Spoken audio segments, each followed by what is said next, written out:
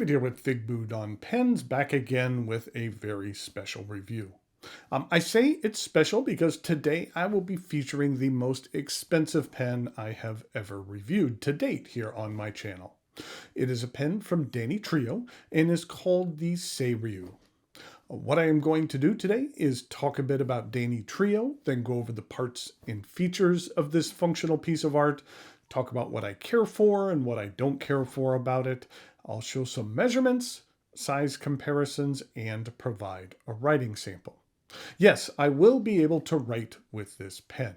Sometimes with very expensive pens, the companies request I not write with them, mainly because they want to be able to sell the pens as new and unused.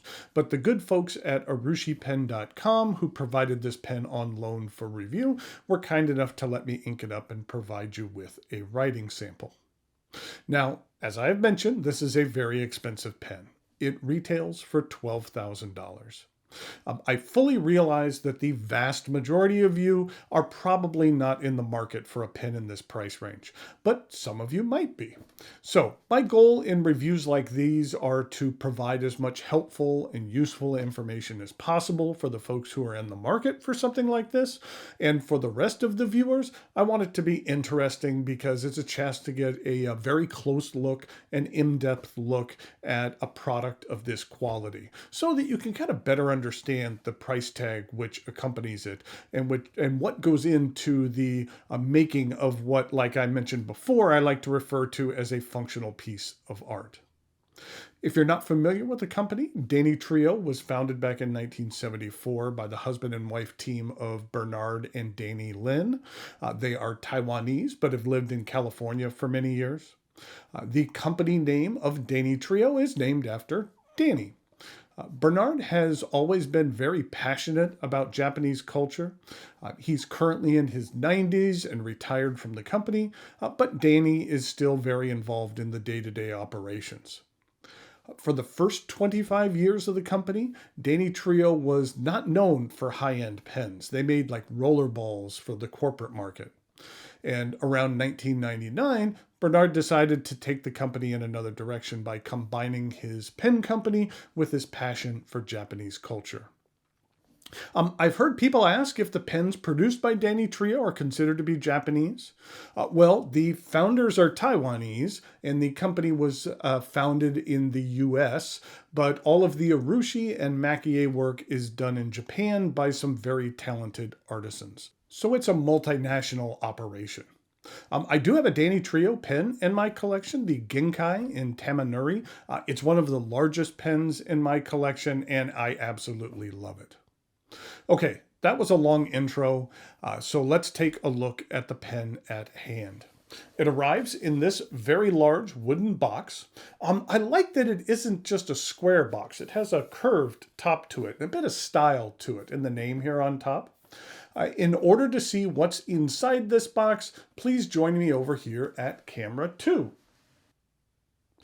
Okay, so we'll start off with the wider shot here so you can get a closer look at this very nice box. When you open it up, you're presented with a number of things. There is a Danitrio polishing cloth that's in here. There is an eyedropper, which is useful, that is also branded with Danitrio. There is a nice lacquered pen stand that's included.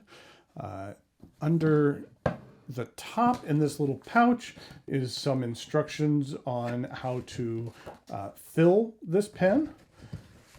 And then inside this kimono sleeve, we have the pen. And then inside here, we have this beauty, which is the Danitrio Seiryu. Seiryu translates from Japanese to mean blue dragon. Seiryu is one of the 4 mythical guardians from Chinese mythology, which were adopted by Japan in the early 7th century. Seiryu is considered the protector of Eastern Japan and controller of rain. It's a symbol of ferocity, unrivaled strength, and luxury and creativity. Seiryu is also considered the leader of the other three mythical guardians, an Avengers group, if you will. In case you are wondering, the four guardians are the blue dragon of the east, the vermilion bird of the south, the white tiger of the west, and the black tortoise of the north. There is a lot going on with this design. There is the dragon, but then there's a lot going on in the background to add some depth. I really like the waves that you see here. I've always enjoyed this Japanese style of depicting waves. Here's a look at an example. I like how the crest of the waves curl around and almost form fingers. It's as if the ocean is alive and using those fingers to reach out and grab you. On this pen, the dragon and ocean are really intertwined. You can see how they're separate and then they're together. It's not a dragon in the sea, it's a dragon of the sea. I'm also impressed by the thickness of the urushi. The design isn't just flat. It has some thickness and really helps bring this image to life and gives it a 3D element which adds to the intrigue and provides a satisfying tactile feeling. I really like the blue wispiness in the background. To me, it appears like it represents a colorful ocean mist. Okay, let's take a look at the parts and features of this pen. It is made from ebonite. The top of the cap is flat. I like that they've extended the misty elements into this portion. Let's get really close in here. Actually, I wanted to get really close here on the design work as well. And you can just see how intricate that is. Here's the head of the dragon here. He has some personality to him, or she. Actually, I'm not quite sure if the Eastern dragons are male or female, or if they're both. Maybe if you know, you can leave a comment in the section, or in the comment below. This is a clipless pen. While I am fond of clips, I feel this type of pen is one where it would be inappropriate. The cap angles up until about this point where it straightens out. There is no cap band or external branding on this pen.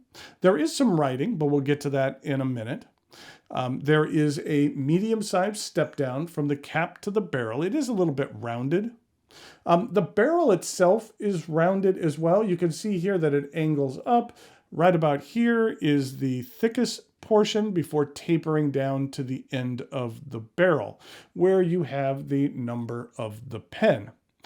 With this one being a number 00, I believe it's the artist proof.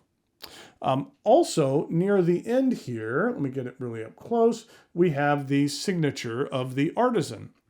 The gentleman who made this pen is Koichiro Okazaki, who also goes by the artisan name of Kojoku. He studied under a master by the name of Manasanori Omote, who also creates pens for Danitrio. Below the signature is a red seal, which indicates the highest quality of Makie art. And you won't get any argument from me there. This work is just stunning. And I like when there's a signature on the pen. It really helps you remind you that there was a person involved in the making of this pen. It took that artisan literally months of painstaking layering and drying and layering and drying in order to achieve this stunning look.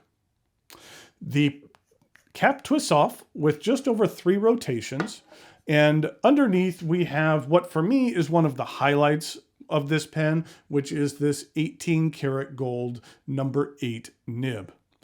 The nib is available in medium, broad, and a stub. This is the same imprint which is on the Danitrio in my collection, and it's one of my favorite looking nibs in my collection. The nib is stamped with an old kanji style of writing. It has the symbol for Mikado, which on the rhodium plating, which means emperor in Japanese. Danitrio has another nib stamping, which is a fireball. One of these days, if I pick up another Danitrio, I want it to have a fireball nib on that one. The fireball nibs look awesome as well. And then here's a look at the low profile ebonite fee. You can see how it has a bit of a low profile there. The section is rather girthy, which I do care for. It angles up until you reach the threads and a medium-sized step up to the remainder of the barrel. I like this wave pattern here on the section. As you spin it around, it kind of reminds me of the ocean waves rising and lowering. This is a large pen, but it's not overly heavy and feels very comfortable in the hand. I do like the feeling of the raised texture of the urushi rubbing against my hand. In regard to a filling system, this is a traditional Japanese eyedropper. You unscrew the barrel, and inside you can see the piston, which acts as a stopper in between the ink in the barrel and the ink in the section. This is a fairly large barrel, so it will have a fairly large ink capacity. But this is what really surprised me. In all of the time I was looking at this pen, I didn't realize that there was a piston knob back here. Take a look at this. Maybe in the bright lights it's obvious, but can you see the line in here? Looking through my camera, I'm having a hard time seeing it. Even with my naked eye, I cannot make that out. But if I twist it, all of a sudden it becomes more visible. I just think the artisanship and craftsmanship in making that line invisible just fascinates me. What happens is that while you are writing, it's useful to keep this cracked a bit so the ink can flow freely from the barrel to the section. But then when you seal that up, I mean, that is just invisible. You really can't see what's going on there. I just think that is amazing. The Danitrio Seiryu is available on urushipen.com. I will put a link to it in the notes below. As I mentioned up top, this pen retails for $12,000.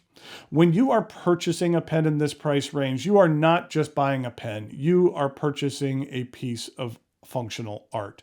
And that's one of the things I love about this hobby, is that you get the opportunity to use and interact with the items in your collection.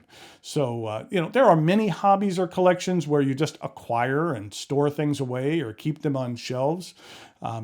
This pen is not meant to just sit on a shelf somewhere. It's meant to be used. It would be sad if this pen just sat on a shelf. The artisanship and craftsmanship that goes into the creation of something like this is significant. And in knowing that, it helps you understand the associated price tag. The quality is outstanding, and the urushi work is flawless. It truly is something special.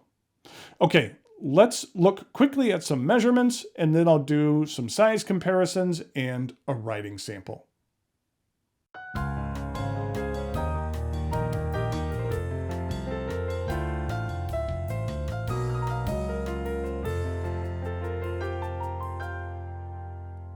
In regard to some size comparisons, first off, I wanted to show it in comparison to the Danitrio that I have in my collection. This is the Genkai model in Tamanori, and as you can see here, it has that same nib imprint in it. And this is one of the largest pens in my collection. This is a very large pen. If I put it up next to it, it bumps up against it. Let's do that. In regard to some other pens, this is what it looks like with Nakaya Dorsal Fin 2. Then let's get the Danitrio out of here. This is what it looks like with a Mont Blanc 149. And then here it is with a Pelikan M1000. In regard to a couple of other pens, here it is with a Pilot Custom Urushi. Then here it is with a Visconti Blue Ripple. And then finally, I have another pen from another company that is distributed by urushipen.com, and that is Shizen. And this is a Year of the Dragon pen that they have that I will be reviewing in the next couple of weeks. So within another week or so, you'll be seeing a review of this very nice dragon pen, which is done in a slightly different style. In regard to some uncapped comparisons, here it is with that Danitrio Genkai, here it is with the Pilot Custom Urushi, and here it is with the Pelikan M1000.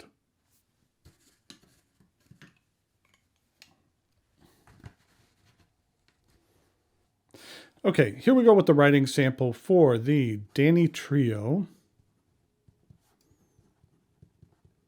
And this is the Seiryu, which is Seiryu.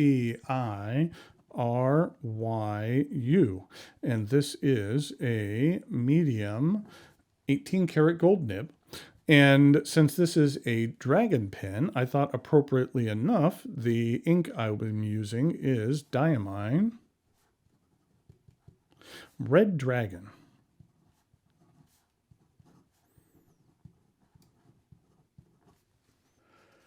This is what Red Dragon looks like. It's a really nice, dark, saturated red. This is what it looks like in comparison to Private Reserve's Vampire Red, or even Diamine's Oxblood. And then there is Sailor Grenade, as well as Stilo and Stile's Roman Centurion Red. This is what the larger Diamine 80 milliliter bottles look like. I think this might be an older label. I do like that they put on top what the ink is. That always is really helpful for me. So I've always enjoyed that they do that. And here we go with the rest of the writing sample.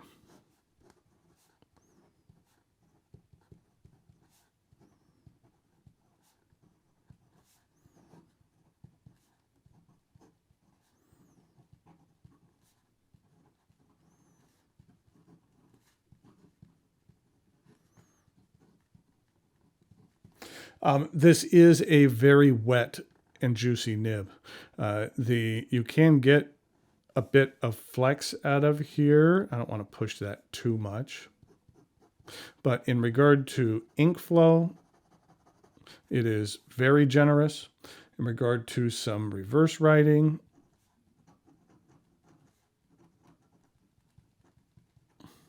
it's a little scratchy, but it gets the job done. I wouldn't categorize this nib as being glassy smooth. It just has a hair of feedback, but it is one of my favorite nibs in my collection on my other Danitrio, and this one is very similar.